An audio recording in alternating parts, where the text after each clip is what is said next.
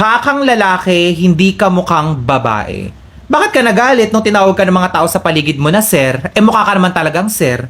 Sa itsura na yan, mapagkakamalan bang ma'am yan, ha? Doon lang ho tayo sa katotohanan. Pasensya na pero hindi ho talaga siya mukhang babae. Mukha siyang lalaking nag-makeup, nagkulay ng buhok, nagsuot ng damit pang babae para kunyari babae siya. Humingi na ng pasensya sa yung waiter na na-misgender ka at natawag kang sir, pero anong eksena mo? Ganda-gandahan ka na hindi mo tinanggap yung pasensya ng tao. Ang nangyari, napatayo yung tao ng 2 oras dahil sa masyado mong ka-feeling-feelingan. Hindi mo masisisi na matatawag kang sir dahil mukha kang lalaki. Yun ho ang katotohanan. Mukha kang lalaki, hindi ka mukhang babae. Pag tayo nakita tayong dalawa, hindi kita mapagkakamalang babae, pasensya na. Bakit ka nagagalit?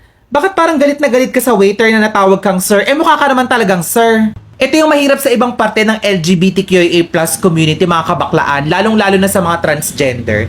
Na alam nyo yun, akala nyo ba masyado silang privileged na porkit nagsuot na sila ng mga damit pambabae, nagpahaba ng buhok, nag-makeup, babae na sila. Feeling nila, babae na sila, pero ang katotohanan, hindi ho kayo babae. Lalaki ho kayo na nagko-costume ng damit pambabae. Yun ho yung katotohanan. Yun naman talaga, di ba? Alam naman sabihin kong babae kayo. Hindi po kayo babae dahil hindi nyo po kayang magluwal ng sanggol. Period. Masyado kayong ambisyosa. Masyado kayong mga feelingerang babae kayo, di ba? Hindi ho kayo babae, tanggapin nyo na po. Kaya kung may mga taong ganyan na nagmi-misgender ho sa inyo, tanggapin ninyo. Dahil hindi ho lahat ng tao alam yung mga ganyang klaseng eksena na mga pinagagagawa ninyo. Transgender ka, sabihin natin, kung totoong transgender ka at sa puso mo, babae ka, bakit hindi ka mukhang babae? Bakit hindi ka nagbibigay ng effort para magmukha kang babae? Bakit hindi ka nagpapapalit ng mga eksena mo, nagpapapayat? Bakit hindi ka magpa-feminine, ganyan? Hindi ka kumilos, umasta, at magmukhang babae?